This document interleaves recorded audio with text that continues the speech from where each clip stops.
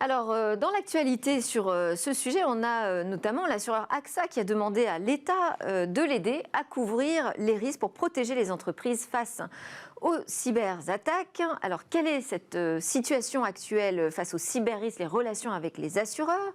Est-ce qu'une intervention de l'État pourrait prendre forme? Alors, sous quelle forme, justement? Le risque cyber est-il comparable à d'autres types de risques qui sont déjà couverts largement depuis des années, et peut-être même plus d'ailleurs, des siècles par les assureurs?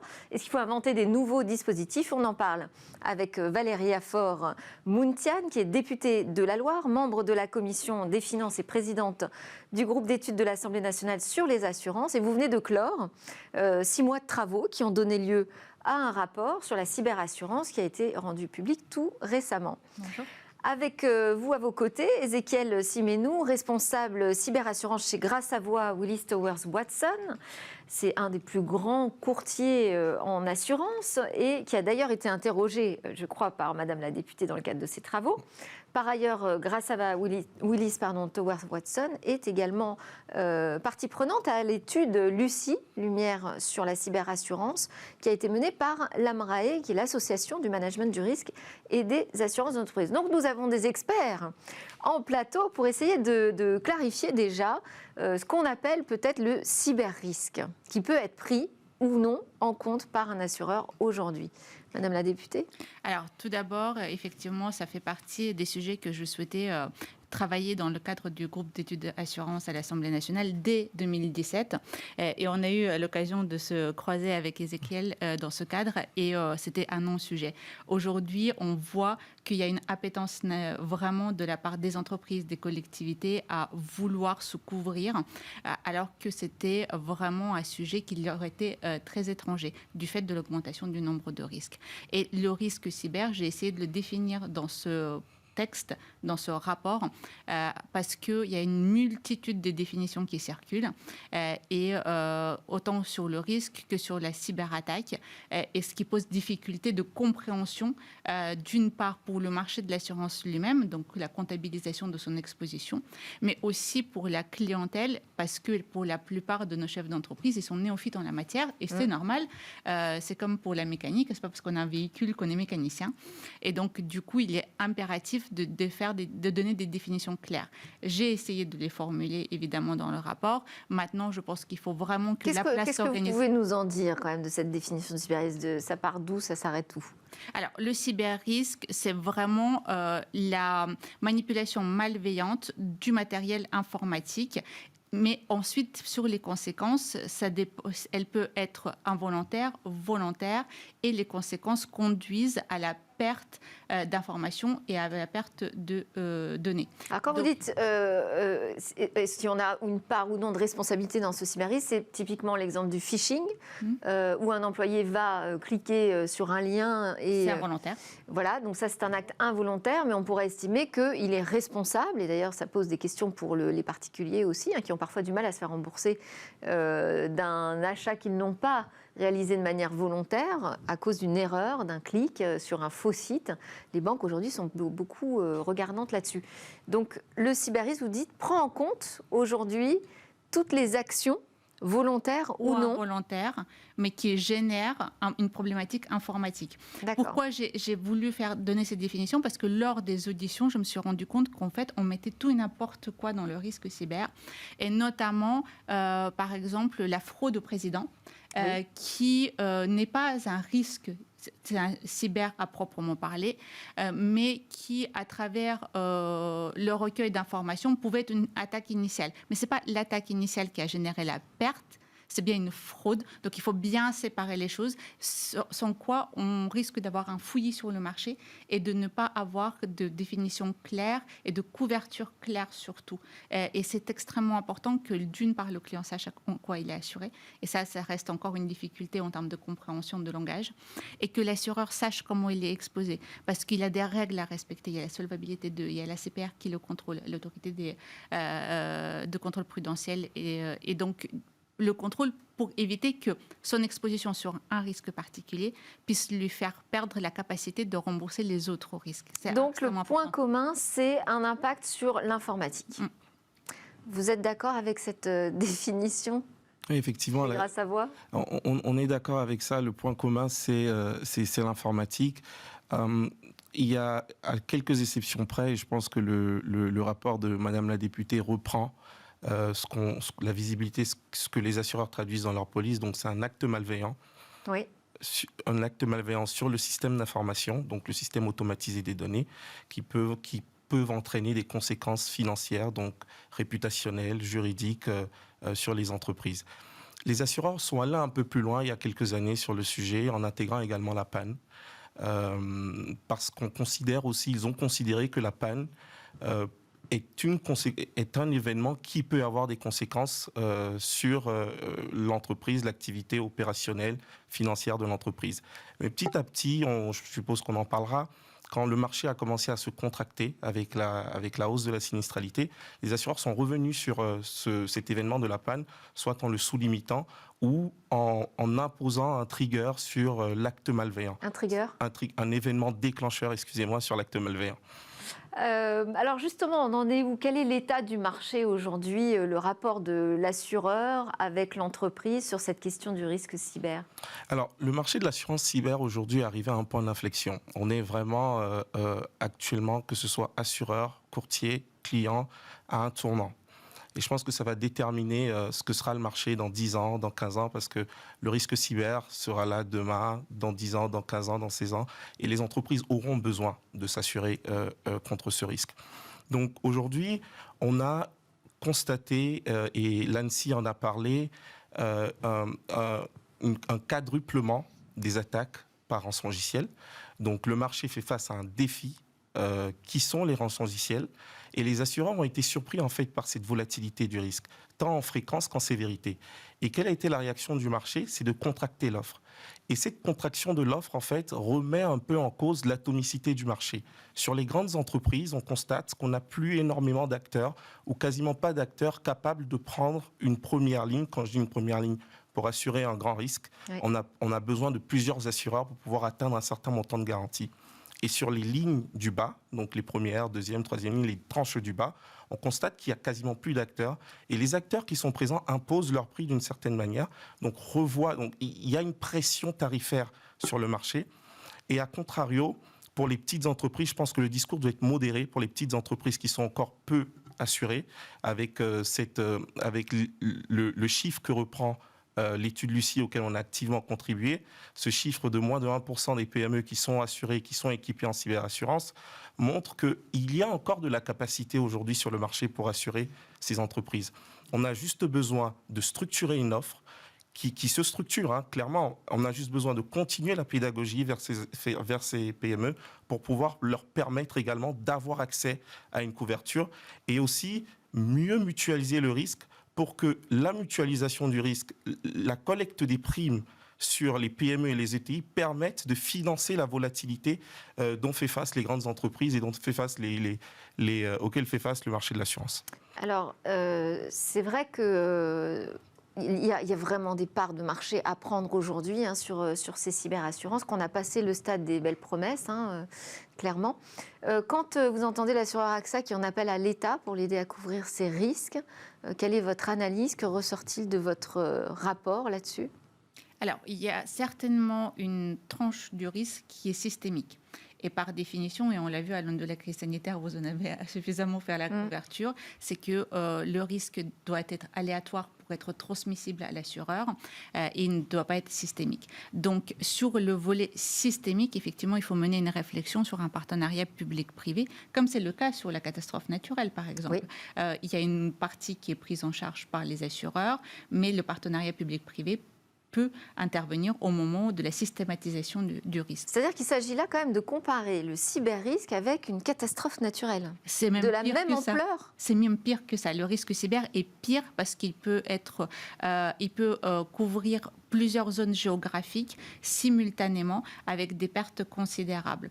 Le risque catastrophe naturelle est d'une forte ampleur, mais en principe assez concentré. Le risque cyber, vu qu'il n'y a pas de frontières, peut être très étendu et peut avoir des conséquences très graves.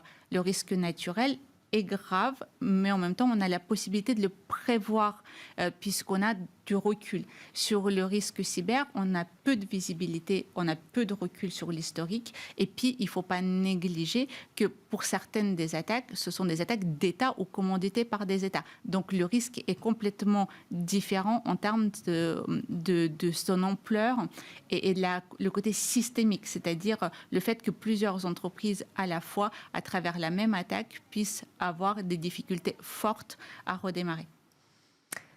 Alors, comment justement, parce que un des métiers de l'assureur, c'est d'aller vérifier le sinistre, sa cause, son origine. Comment ça se passe en matière de cybersécurité, où là, les preuves peuvent rapidement disparaître, être masquées.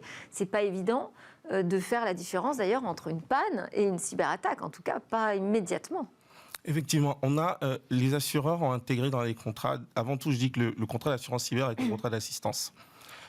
Une fois que l'événement cyber ou l'acte malveillant est survenu, les assureurs vont proposer un panel d'experts aux côtés des entreprises pour les aider à redémarrer leur activité, donc savoir répondre aux différentes questions quand, où, comment, quoi et qu'est-ce qui a été en réalité impacté.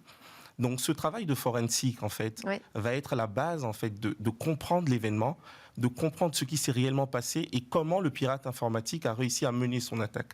Et c'est à partir de ça, dans le jargon technique, on va parler de l'analyse des logs, qui va permettre, en fait, ou l'historique des logs, qui va permettre d'une certaine manière de savoir quel a été l'indice de compromission et finalement donner une lumière sur les causes de cette attaque et permettre de voir si, bien entendu, on rentre dans le cadre du contrat d'assurance et si on peut le couvrir et si l'assureur peut entrer en garantie. Donc c'est à la fois le travail d'expertise qui va aider l'assureur à se positionner, mais en même temps un accompagnement pour exactement pour l'entreprise. Au niveau européen, est-ce qu'il y a une harmonisation qui est en cours sur cette question de l'assurance du cyber-risque ?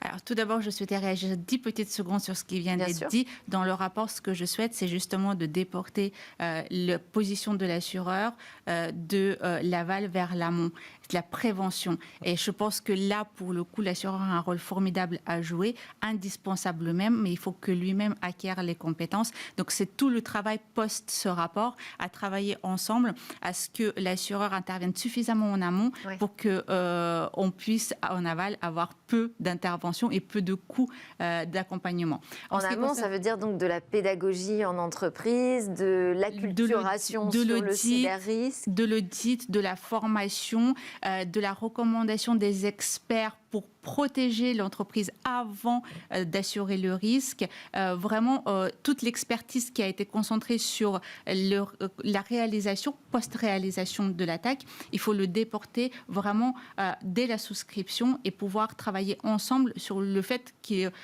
le risque ne doit pas survenir, ou doit survenir vraiment de manière extrêmement limitée. Et à ce moment-là, on aura vraiment un marché qui pourra fleurir parce qu'on aura moins de coûts d'attaque, on aura plus de travail de prévention et je pense que c'est la place de l'assureur définitivement. En ce qui concerne votre question sur la réflexion européenne, oui, l'AIOPA, donc le régulateur européen, l'équivalent de la CPR française, mène une réflexion depuis plusieurs mois, voire années maintenant, sur l'harmonisation et sur la prévention de ce risque. On a une expérience très pauvre finalement en Europe de ce risque-là. C'est un risque historiquement bien couvert aux États-Unis. En tout cas, il y a une expérience qui leur permet de mieux se positionner et même à l'État fédéral de prendre un certain nombre de décisions vis-à-vis durant le rançon logiciel. Et la perte de nos collègues britanniques a été aussi un changement radical pour l'Europe et en termes de capacité et en termes de réflexion parce qu'ils avaient aussi une certaine maturité sur le risque cyber.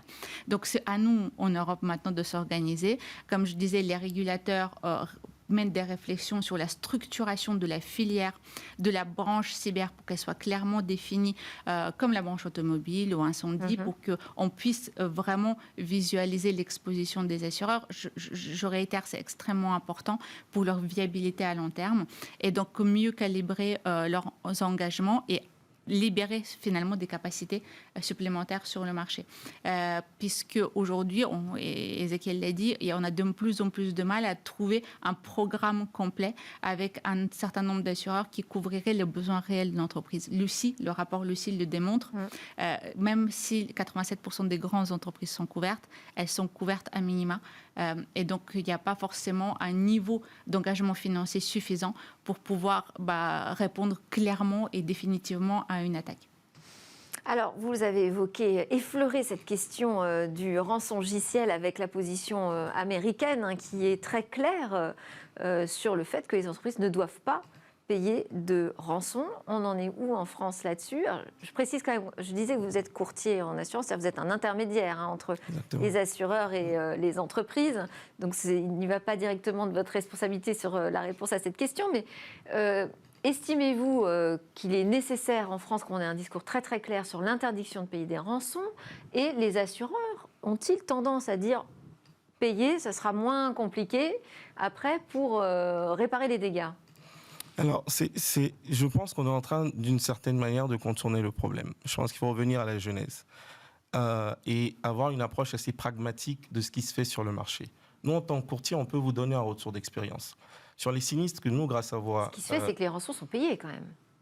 Sur les sinistres que grâce à voix Willis Towers Watson, qu'on a géré ou qu'on a eu à gérer sur le cyber, on n'a pas eu de cas où nos clients ont décidé de payer la rançon.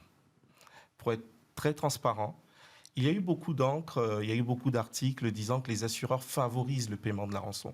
Ce n'est pas le cas. Pour vous donner un retour d'expérience terrain, ce n'est pas le cas.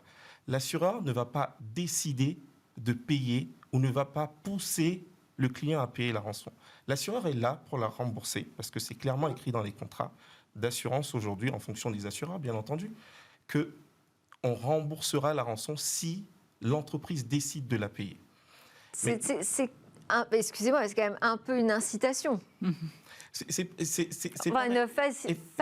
facilitation, je vais y arriver. Je dirais que c'est plutôt un avantage concurrentiel entre différents assureurs de décider de payer ou de décider de la rembourser ou de ne pas la rembourser.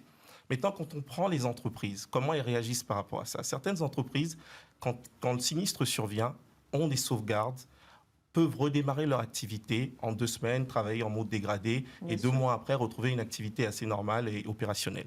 Certaines entreprises, quand elles font le bilan de l'attaque, se rendent compte que ça prendra 2 mois, voire 3 mois pour redémarrer leur système et que leurs sauvegardes sont infectées. Donc elles vont décider de manière pragmatique. Elles sont un peu désespérées et elles vont décider de payer la rançon. Donc je pense que l'idée aujourd'hui, c'est de mieux cadrer les contrats, d'accompagner plutôt cette couverture de la rançon. Peut-être une piste de réflexion, c'est peut-être sous réserve d'un avis d'un expert informatique. Voilà, c'est accompagner ce cadrage plutôt que de pousser les assureurs à ne plus la couvrir. Sachant qu'en réalité, ce n'est pas le cas. Quand on voit sur le terrain, les entreprises ne vont pas... Le premier réflexe des entreprises, c'est pas de payer la rançon. Le premier réflexe, c'est de faire appel à des experts pour les aider à redémarrer leur activité, restaurer leur système d'information, repartir des sauvegardes de la veille. Donc c'est ça. Et je pense qu'aujourd'hui, pour s'inscrire dans un cercle vertueux, il faut qu'on ait une évolution et une évolution de la maturité en cybersécurité. C'est ça le véritable enjeu. Le véritable enjeu, ce n'est pas le paiement de la rançon. Le véritable enjeu, c'est pouvoir avoir une certaine hygiène en cybersécurité. Parce qu'il y a un chiffre qui est assez parlant. La majorité des entreprises qui sont victimes de ransomware, puisque c'est ce qui fait l'actualité actuellement, il ne s'agit pas de ransomware ciblé. Il s'agit de ransomware d'attaque massive. Donc, si les entreprises arrivaient à avoir une première posture, une bonne hygiène en cybersécurité, eh ben, la majorité de ces attaques n'arriveront pas. Donc, je pense qu'on gagnerait à avoir quand même un discours plutôt je dirais, fédéré autour de l'amélioration du risque plutôt qu'un discours de facilitation. Voilà. Moi, j'ai l'impression que vous êtes d'accord tous les deux. Et d'ailleurs, l'ensemble de l'écosystème est d'accord pour dire qu'il faut davantage de pédagogie et d'entraînement, de cyber-entraînement face au risque. Alors, évidemment, je ne peux pas ne pas réagir. Et je réitère, la prévention est indispensable. Là où j'ai une difficulté avec le discours qui s'agit des intermédiaires et sur les assureurs, tout d'abord, sur la responsabilité de la prévention. Ouais. Et les intermédiaires et les assureurs sont responsables, co-responsables avec l'entreprise sur la prévention. Ce n'est pas l'entreprise qui doit faire le nécessaire, c'est l'ensemble qui doit faire le nécessaire. Ça fait c'est la moitié de mon rapport sur cette cohésion et la nécessité. Maintenant, une fois que cette partie-là sera faite, il n'y a aucune raison de payer les rançons, il n'y a aucune raison d'inciter les criminels à continuer leurs attaques, et puisque le redémarrage sera facile, et puis le paiement des rançons ne garantit absolument pas le retour à la normale. Les données sont corrompues, il n'y a aucune garantie, ce sont des groupes criminels. Voilà. Tout à fait. Tout à fait. Merci beaucoup. Je suis désolée, on arrive à la fin du temps qui nous est imparti sur ce talk. Merci beaucoup Valérie Faure-Mountiane, députée de la Loire, et donc à l'origine d'un rapport sur la cyberassurance que je vous invite à consulter. Ézéchiel Siménou également, merci beaucoup, responsable cyberassurance chez Gras Savoye Willis Towers Watson. Juste après la pause, on se retrouve pour un rendez-vous avec une femme entrepreneuse inspirante. Elle s'appelle Hélène Huby.